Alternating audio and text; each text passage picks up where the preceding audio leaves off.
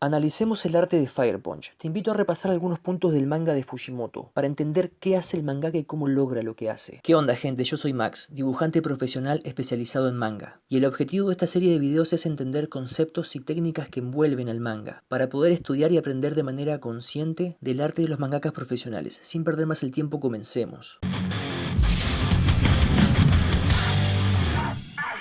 ¿Qué onda, gente? ¿Cómo estamos? Bueno, como siempre, una pequeña intro con respecto a lo que es la obra como tal, en este caso Fire Punch del gran Fujimoto, uno de los mangakas más reconocidos y más populares, digamos, de estos últimos años. Mucha gente lo sigue por su arte como tal, por su manera de dibujar y su forma de sintetizar, y otros lo siguen por sus historias, no por la calidad de sus guiones, que a esta altura no tengo ningún tipo de duda que él está entre los mejores escritores de la industria del manga, por lo menos actual, ¿sí? Sin embargo, para mí el número uno siempre va a ser One, ¿sí? Los que me conocen, los que me siguen de hace tiempo, saben que para mí como One no hay ninguno, pero eso no quita que no me gusten las historias de Fujimoto. De hecho, tengo un Pochita tatuado en la pierna, sí, porque soy fanático de sus trabajos. Me encantan sus historias, pero lo que más resalto es su narrativa, la manera en la que tiene de contar las cosas, que justamente ese va a ser el tema principal de este video. Si vamos a abordar un poco lo que es el dibujo como tal, lo vamos a ver, vamos a hacer una comparación entre lo que es el arte de Fire Punch y lo que es la contraparte de Chainsaw Man, pero básicamente me quiero centrar en la narrativa, ¿sí? En cómo cuenta sus historias, en qué muestra y cómo lo muestra, ¿sí? Porque para mí Fujimoto hace un trabajo sublime y ahí sí que creo que no hay otro mangaka que se le asemeje en ese apartado, ¿sí? Pero bueno, como siempre digo, esto es sin guión, sin edición. Voy a intentar que sea sin cortes, ¿sí? Quiero que sea todo un video de corrido. Si hay algún corte va a ser porque o me fui por las ramas o porque me quedé pensando mucho tiempo en cómo explicar un tema, porque también lo que quiero generar es volcar lo mejor posible las ideas para poder interpretar correctamente o de la mejor manera cada apartado de los mangas que analizo en esta sección. Si esto es diferente a TikTok, como digo, no hay guión, así que puede que haya algún corte para volver un poco a retomar la idea principal.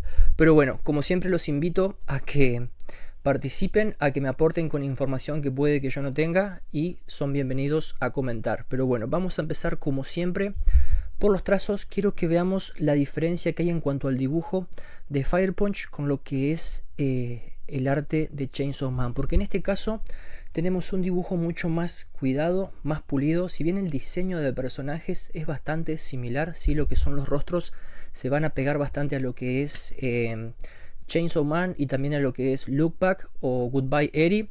Es como que mantiene siempre esa misma estética de los personajes, pero acá tenemos un trabajo más cuidado, ¿sí? Porque tenemos otros elementos participando.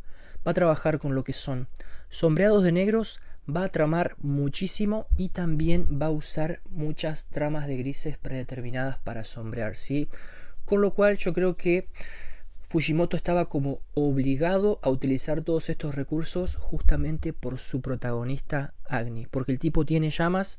Obviamente que eso va a generar luz y va también a proyectar sombras. Entonces siento que Fujimoto, como digo, estaba casi que obligado a trabajar con sombreados plenos de negro y también con tramados de grises.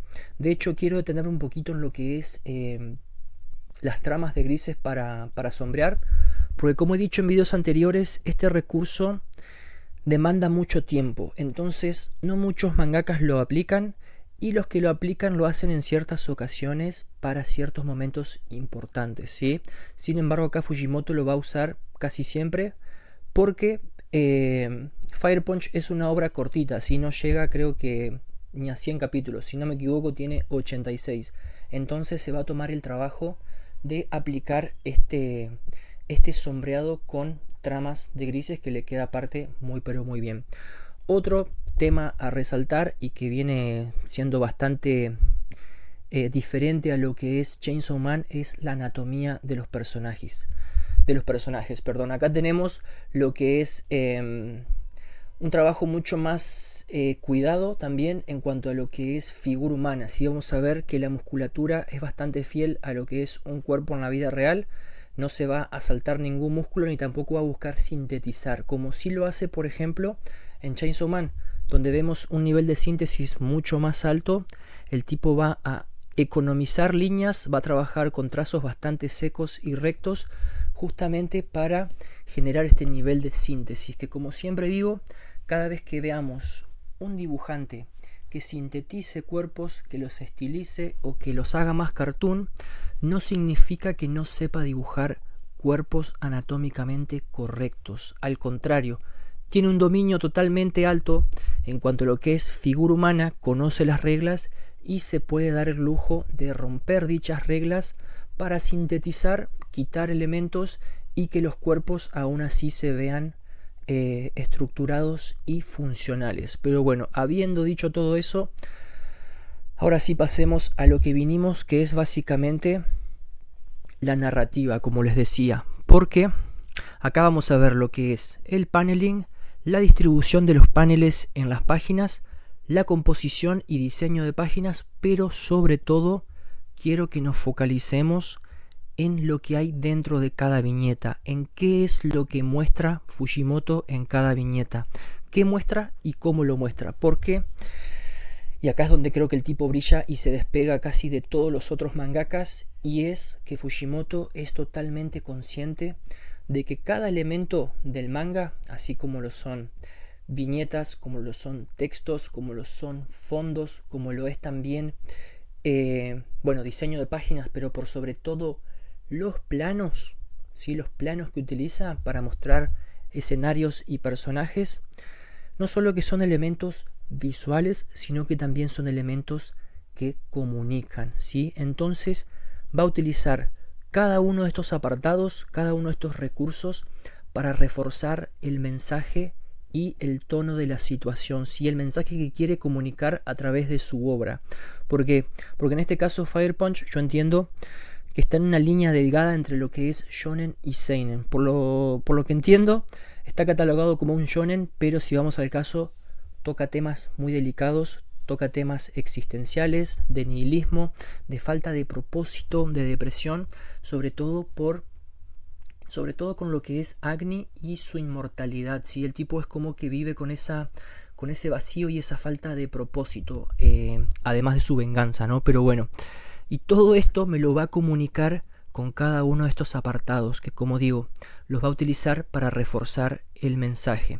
Entonces, yo entiendo que mucha gente, he escuchado y he leído por ahí que dicen que Fujimoto, sobre todo con Fire Punch, es como que hace un trabajo mucho más plano, porque fue como que su primer trabajo y no sabía cómo manejar, digamos, los elementos de su obra. Y para mí es todo lo contrario, todo lo que utiliza lo hace de manera consciente e intencional. Pero bueno, ¿por qué?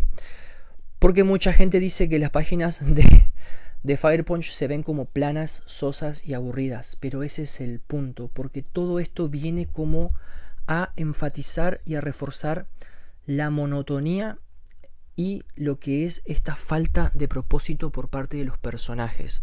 Pero bueno, vamos a ver un poco algunos recursos que utiliza Fujimoto para narrar su historia, que van a ser justamente recursos que se van a repetir casi que a lo largo de toda su historia en lo que es Fire Punch, y uno de ellos es la cámara fija, ¿sí? Es una cámara estática que por lo general donde pone la cámara ahí se va a quedar el resto de la página. Si vamos a ver a los personajes y a los elementos que conforman la viñeta siempre desde el mismo ángulo. Que todo esto, como digo, vienen a reforzar toda esta hegemonía, toda esta regularidad y monotonía que sienten muchas veces los personajes. Todo lo que nombremos ahora van en pos de contribuir y comunicar esta monotonía, ¿sí? Como digo, una de ellas es la cámara fija, otra es que su narrativa muchas veces es secuencial. ¿A qué me refiero con que es secuencial? Que va a contar una serie de sucesos, movimientos o acciones paso a paso. ¿Y cómo me lo logra? Distribuyendo los paneles de manera vertical, es decir, va a ocupar paneles horizontales que van a abarcar todo el ancho de la página y los va a colocar de manera vertical uno por encima del otro para que justamente la lectura sea completamente lineal, ¿sí? Pero bueno, acá como podemos ver mantiene, digamos, a Agni en el centro y siempre desde la misma toma. Y si vamos al caso, y este para mí es el elemento más importante y con el que más juega Fujimoto, es el plano normal. Si el plano normal en fotografía o en audiovisual es básicamente cuando la cámara está puesta a la altura de la cabeza de los personajes, es decir, no va a estar nunca ni por encima en un plano picado, ni tampoco por debajo en un plano contrapicado. Acá como vemos es una toma normal, es un plano normal, acá va a ser lo mismo, acá también y acá también. Sí trabaja muchísimo con esto y yo siento que Fujimoto rescata este elemento del plano normal de la cantidad de películas que él ha visto, porque como sabemos es muy fanático del cine y justamente utiliza este recurso que se maneja mucho en audiovisual, en lo que son series y películas,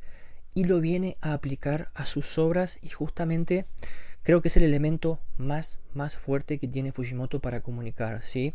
Por eso Fire Punch pega como pega, por eso Look Back pega como pega, por la decisión artística de sus planos, ¿sí? Que son, como digo, totalmente conscientes. Pero bueno, perdón por la explicación, pero son recursos muy utilizados por Fujimoto y como digo, los maneja totalmente con una maestría y es consciente de la función de cada uno de estos recursos. Otro elemento con el que va a trabajar es la narrativa en silencio, ¿sí? Justamente para los momentos introspectivos de los personajes va a usar eso, va a trabajar con lo que es espacios vacíos. El personaje va a estar ocupando un espacio muy diminuto en la viñeta y vamos a tener un fondo que va a acaparar el mayor espacio, ¿sí? Justamente para los momentos de reflexión, ¿sí? Y esto es algo que he dicho también en el video de Hikaru, que cuando uno toca temas acerca de lo que es los procesos mentales de los personajes o la psique, es como que tiene dos caminos muy marcados para abordar dichos temas, o sea, dichas problemáticas que tienen los personajes. Una de ellas, por ejemplo, es el tormento mental que muchas veces sufren los personajes y lo que vamos a tender a hacer es exagerar con los recursos. ¿Sí? En este caso, por ejemplo, con Hikaru Gashin Danatsu, lo que hace el mangaka es el sofoco mental con la repetición de elementos, en este caso, por ejemplo, de globos de pensamiento, ¿no? Y también con metáforas, ¿no? Acá no me acuerdo cómo se llamaba, Yoshiki. Yoshiki está como atrapado en su mente y lo va a representar con un cerebro que está como apretándolo y la cantidad de pensamientos intrusivos que tiene que lo están como acosando, ¿no?